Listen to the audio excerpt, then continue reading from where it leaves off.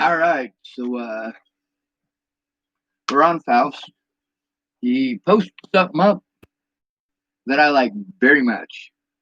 It looks like a much better idea than all of this and then beating on innocent people that we've been seeing going on. Who's we? Well, at this point, pretty much the whole world. The whole world. Now, this AIM, BLM thing, BLM stands for Black Lives Matter, and AIM stands for American Indian Movement. How much do y'all know about the American Indian movement, or the standoff at Wounded Knee, or the corruption that led to it? Now, a lot of people, when they talk about the American Indian movement, they completely forget that it was over Native corruption. It's because the white man is corrupt. Well, no, those Native Americans were very pissed off because Native Americans were ending up dead who were his political opponents. Now, who's his? Maybe we should pop up Wikipedia for y'all. That seems to be the thing y'all understand. We're going to talk about Wounded Knee. Now, there was the massacre at Wounded Knee. And how many of y'all know when that happened? Well, that was way back in the 1800s. And then we have the standoff at Wounded Knee with the American Indian movement. And that happened in the 70s.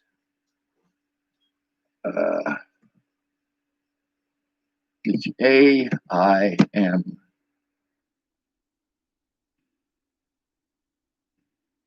Let's see if this works.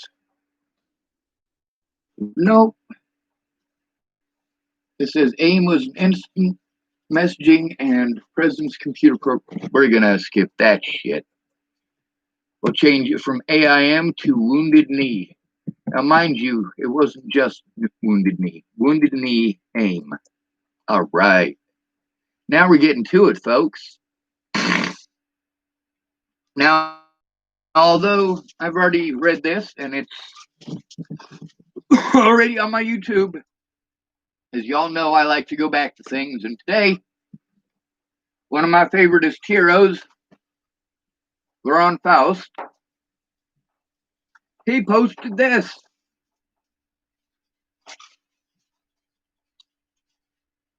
Yes, abso-fucking-lutely.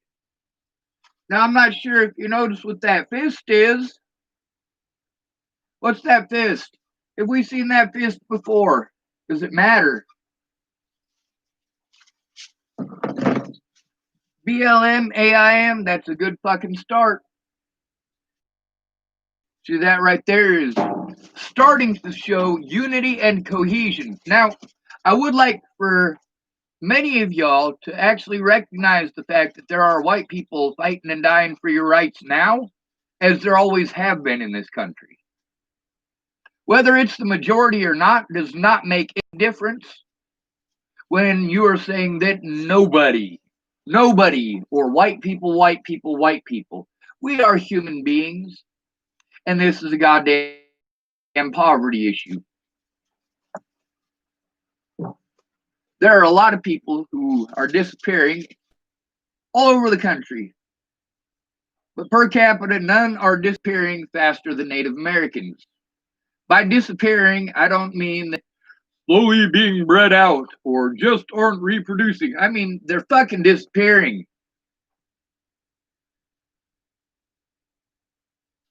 Per capita, there are more dead and missing in the Native American community than any other community in America.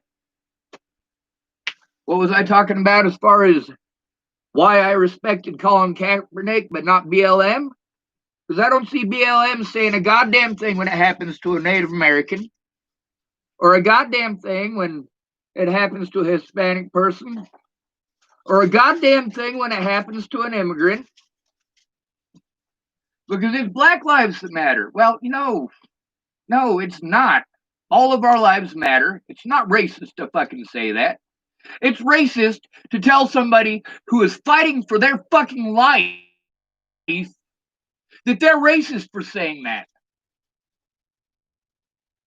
Sean, you're racist. Fuck you. I'm fighting for your rights. You can suck my ass. Sean, you're sexist. Yep, I must be. I'll take that.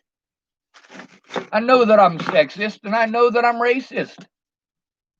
Just not in the direction y'all think. Just because I don't agree with your narrative doesn't mean I'm a fucking buffoon. Now, Laurent Arian Faust, he is not a white guy.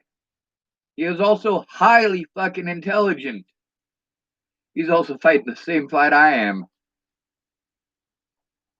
Now, anybody in America who wants to pretend that these things aren't happening at a greater rate to minorities in houses than to white people in houses, you're a fucking idiot. Any fucking moron in the goddamn country knows that, yes, this racist bullshit happens every day. And yes, there are racists all over the fucking place. Many of them are cops. Many of them are judges. Many of them are lawyers. We got pedophiles in the same positions too.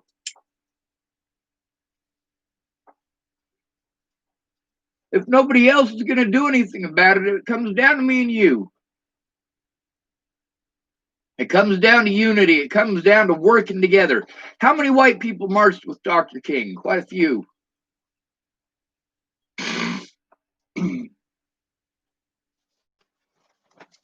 And Black Lives Matter. How many white people have marched with you? You got plenty of support from white people. Let's not waste it. Let's work together. We'll find a way to make it a unity thing. I have been fighting for y'all's rights my whole life because those rights are my rights too. How many people can actually recognize that?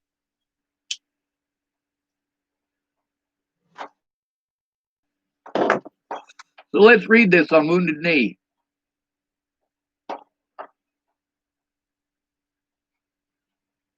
Why is this not taking me to it?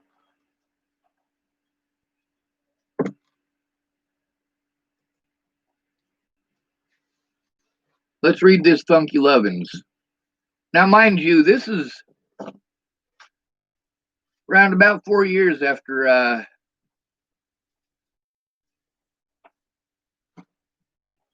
all right, I just ADOS'd out and I'm sorry.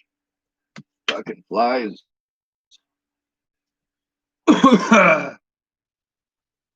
It took me to a history.com thing about Wounded Knee and it's not loading up. Fuck, that is not what I wanted. My computer is apparently overheating and that's just weird looking. The last tab is still partially up, so and it also popped up 2 new tabs for no fucking reason. Jesus, fuck. Yeah, lots of people gonna be angry that I've been cursing.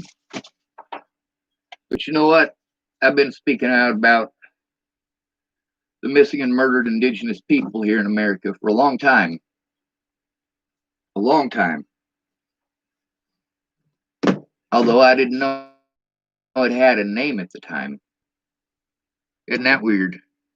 Now, AIM I've known about pretty much all my life. When I was a little kid, I got to hear about how, well, there's racist terms for Native Americans too, and I'm not going to use those.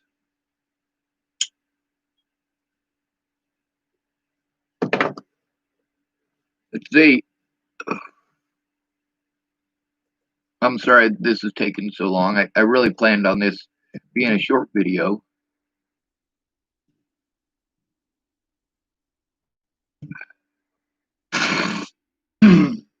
Woke up not too long ago, so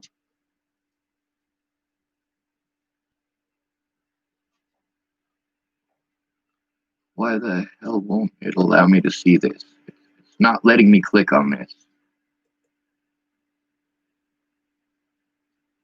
Here it goes. The Wounded Knee occupation began on February 27, 1973, when approximately 200 Oglala Lakota and followers of the American Indian Movement, AIM, seized and occupied the town of Wounded Knee, South Dakota on the Pine Ridge Indian Reservation. Paul Manhart, S.J., and 10 other residents of the area were apprehended at gunpoint and taken hostage. The riots followed the failure of an Oglala Sioux civil rights organization to impeach tribal president Richard Wilson, whom they accused of corruption and abuse of opponents. Additionally, rioters criticized the United States government's failure to fulfill treaties with Native American people and demands the reopening of treaty negotiations to hopefully arrive at fair and equitable treatment of Native Americans. By the way, they never got that. Sorry, spoiler alert. Fuck.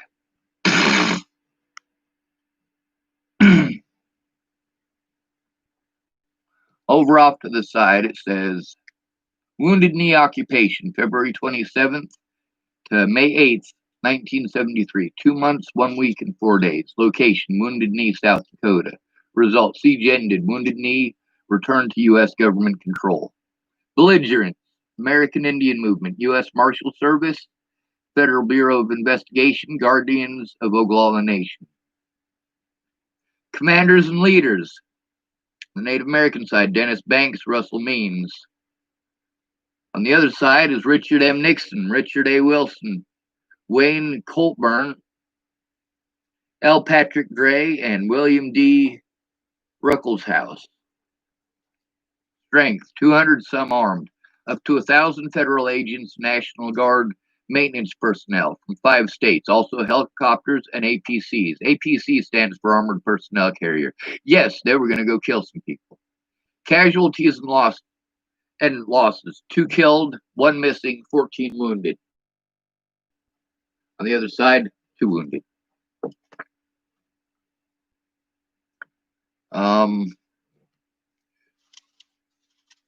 Let's see.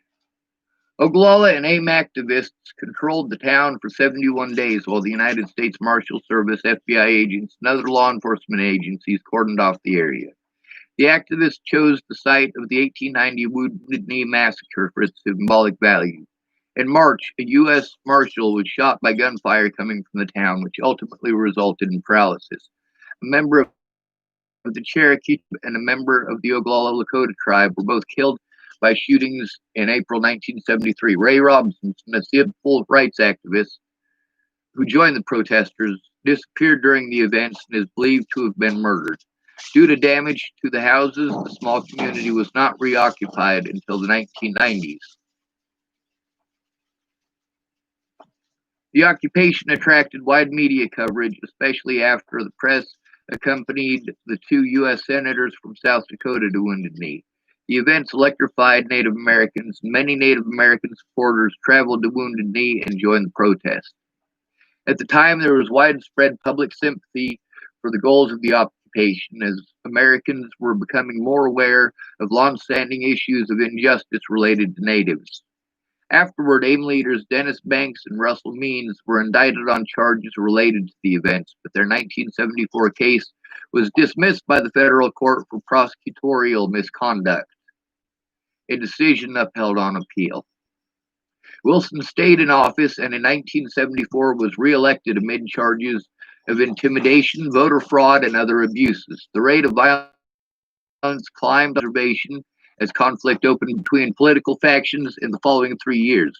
Residents accused Wilson's private militia, Guardians of the Oglala Nation, or Goons, of much of it. More than 60 opponents of the tribal government died violently during those years, including Pedro Bissonette, director of the Oglala Sioux Civil Rights Organization. There's a lot more to it than this. A lot more. Many of y'all know that I have posted up the AIM flag on multiple occasions, and I have told this story on multiple occasions. Matter of fact, I told this story because a long time ago, because I wanted Black Lives Matters to show that they weren't racist, show that they're actually for, well, those who are being massacred. When it comes to people in houses, yes, black folks definitely got it worse than white folks, and white folks in houses want to turn a blind eye. But when it all comes down to it, the homeless are fucked more than everybody, and it don't matter what color you are if you're homeless. You're just not a human being.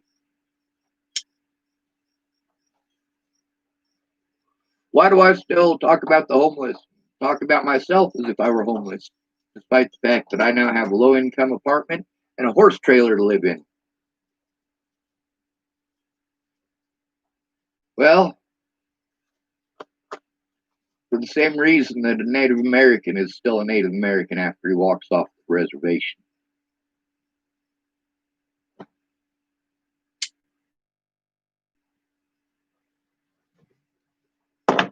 I am what I am, and that's all that I am. Popeye had to say, "Hey, little man." By the way, that's also a quote from Yahweh, or supposedly. Those of you who are familiar with that word might be actual Christians.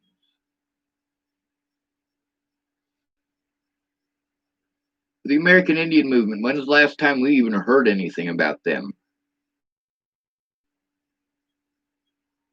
Well, I mean, other than me posting the fuck out of it, especially with the missing and murdered indigenous people. If I got to be a hypocrite to show you how wrong something is, a lot of people said, "Oh, this is legal for them to do these things to you, Sean. It's legal for them to do this, and it's legal for them to do this, and it's legal for them to do this." I said, "Watch me. When I did those things, sure enough, they're illegal as fuck. It's only legal if the cops look away." Yes, I said that. It's only legal if the cops look away, and they do. The cops do get to be picked on as a group. Why? Because they are serving an occupation that is supposed to serve the American people, regardless of skin color, regardless of race. Is that the world we live in? Fuck no, it ain't. Fuck no, it ain't. Your white people get to the back of the bus. That's pretty fucked up too, especially when the majority of the people who are poor and being victimized are poor people. Not white people, not black people, not red people, not blue people, but poor people. Much of this racial inequity, and don't get me wrong, all of this was started over racism. All of this was started over racism by the South and the North after the Civil War. After. That's not to say it wasn't happening during, but the laws that we are dealing with today, such as the 13th Amendment to the Constitution. Yeah, we got some major issues there, don't we? The 13th Amendment to the Constitution makes slavery legal as long as they're convicted of a crime.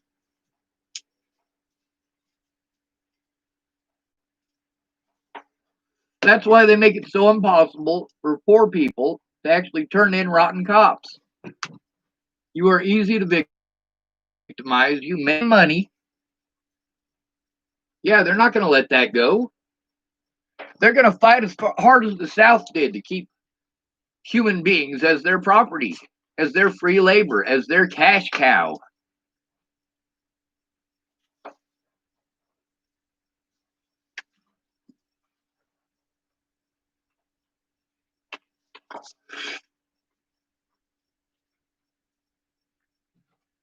Now, for me, I get to deal with a lot of things that I shouldn't have to. I got Tourette syndrome, and people are constantly wanting apologies for it. Fuck you. I'm not going to ask a black man to apologize for being black. I'm not going to ask a Native American to apologize for being Native American. And goddamn right, if I'm going to do all of that, I'm sure as hell not going to ask a white person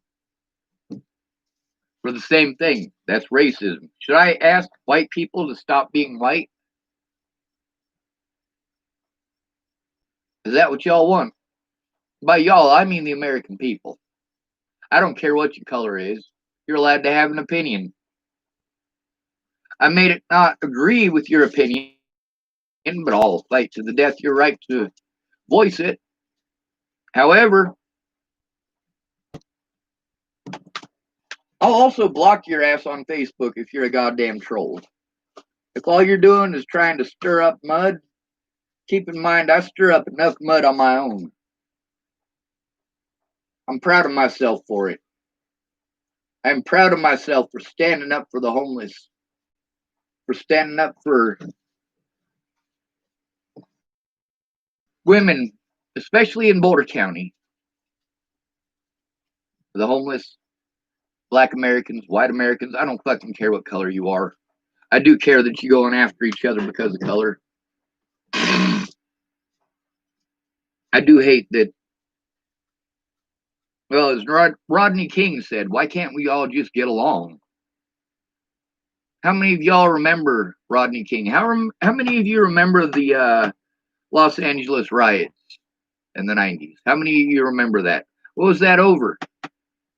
That was over cops beating down a black man. Almost 30 fucking years ago. Holy shit.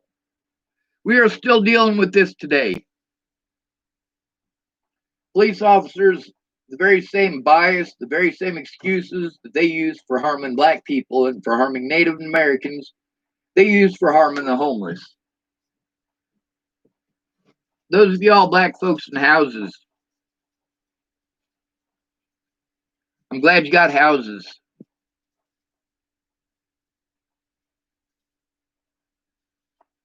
I think it sucks walking down the street and having the cops pull over and harass me because somebody doesn't like the fact that I'm wearing a goddamn backpack. Somebody doesn't like the fact that my shoes are torn up or my pants are dirty.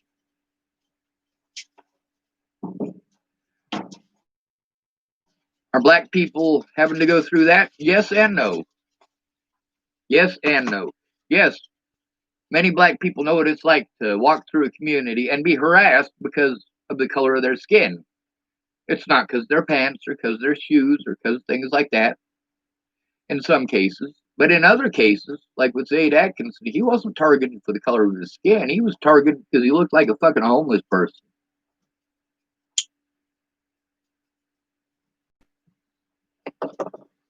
Y'all can't make me shut up.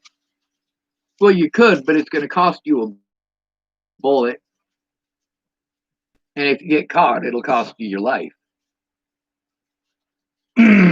Because whether you're in an electric chair or in prison until the day you die, that is a life sentence. Actually, it's a death sentence, isn't it?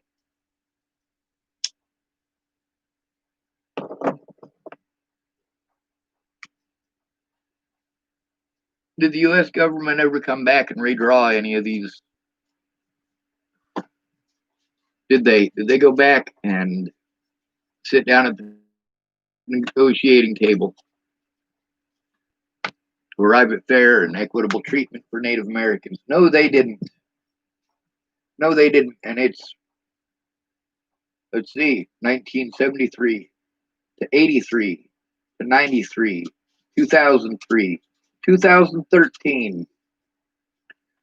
We're only 3 years short of it being 50 years since this incident. 50 years.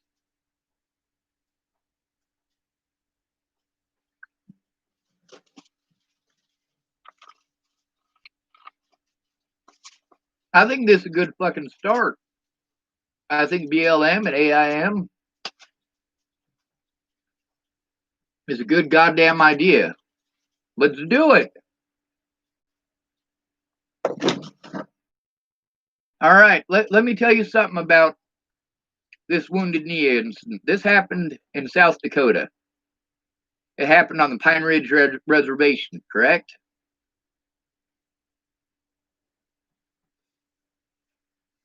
I went to Pine Ridge Job Corps, by the way. I've been in that area. Selena not afraid. She's dead.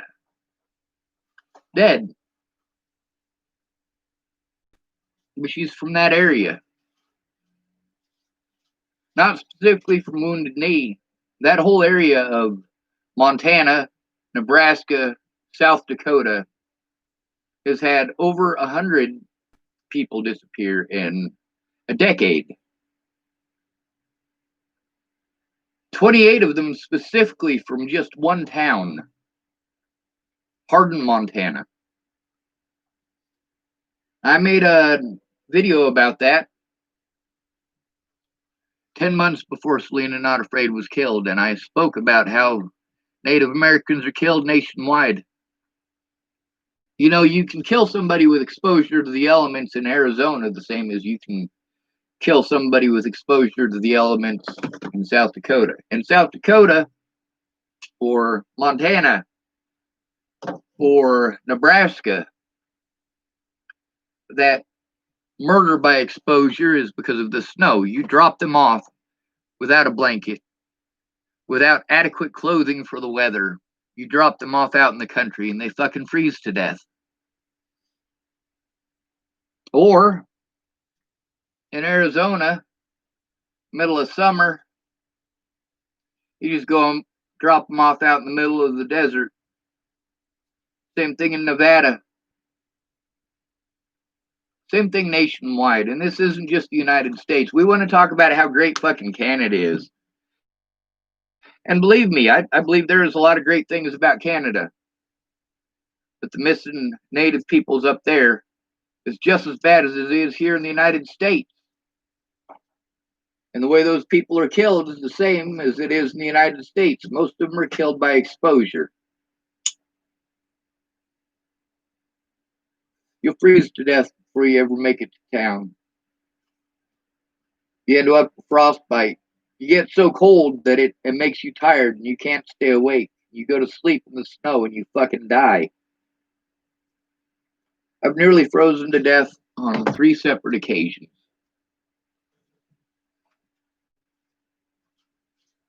You start feeling your core temperature drop.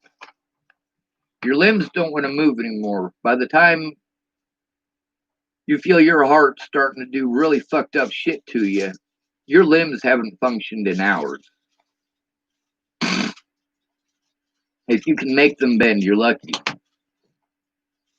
I got lucky and didn't get frostbite, but at the same time, my exposure was great enough on at least 2 of those occasions that what I did afterwards was the wrong thing to do. I was with Chris Stegeman, and Jamie Curtis's grandmother was the one that came and rescued us. Me and Chris, we went to go see Sam Wilkins in Lodgepole. Sam was pretty busy. The car was having problems, and we had to pour water into the radiator and all that shit to get it going. And we got stuck between Chapel and Lodgepole, about halfway in between. And it was cold enough that while we were waiting for about an hour and a half for Janet Roberts to show up, when we got out of the vehicle to start walking over to hers, it felt like someone was stabbing me in the bottom of the foot with 1,000 needles every time I stepped down.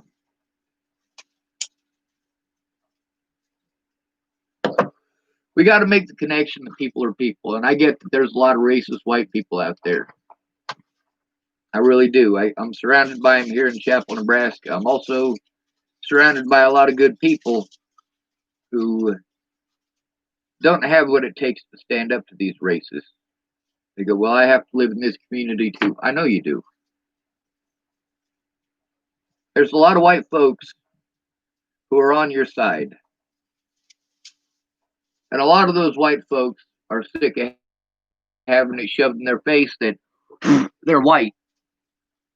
Especially when many of these white people are on your side, because not only do they see these things happening to you, Many of them have had to go through the same thing themselves, despite their skin color.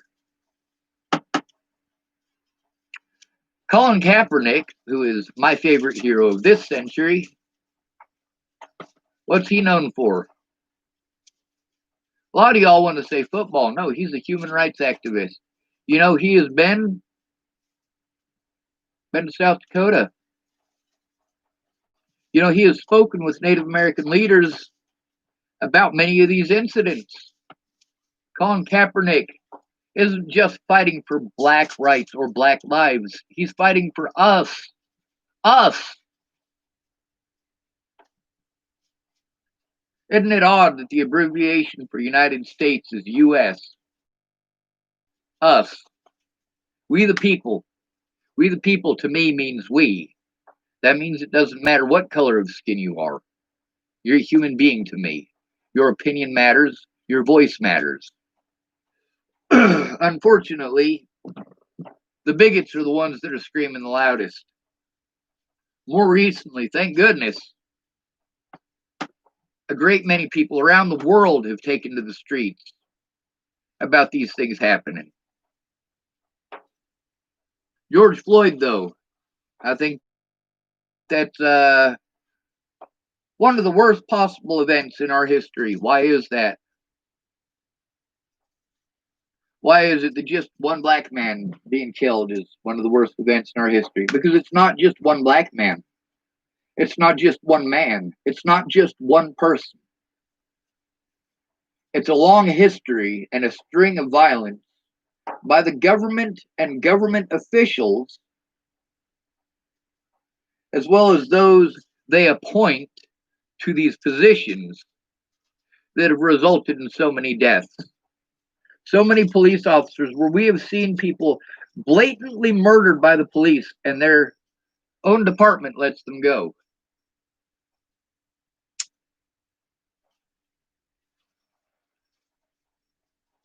When it comes to the homeless, police have no business there. Police have no business associating with the homeless. They have no business harassing the homeless. They have no business telling the homeless how to live. And I mean that. If your job is to victimize people, and you're going to victimize the most victimized people in America, who are the homeless, by the way. The homeless, foster children, and former foster children are number one on every list. Who are the most likely people to be raped? Who are the most likely people to be murdered? Who are the most likely people? The broke. The more broke you are, the less rights you have, and the more these police officers know they'll get away with it. They will laugh in your face and smile ear to ear while telling you, you can get a lawyer when you get out. And then they transfer you out of jurisdiction to someplace else to make sure that you can't. They say, oh, you got to go in person, but you go in person and you get intimidated, harassed, assaulted, and arrested.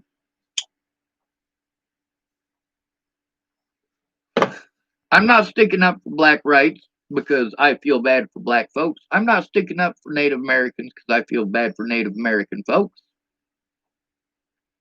I'm sticking up for them because they're human beings, same as you and me. These things are happening to human beings nationwide. Human beings.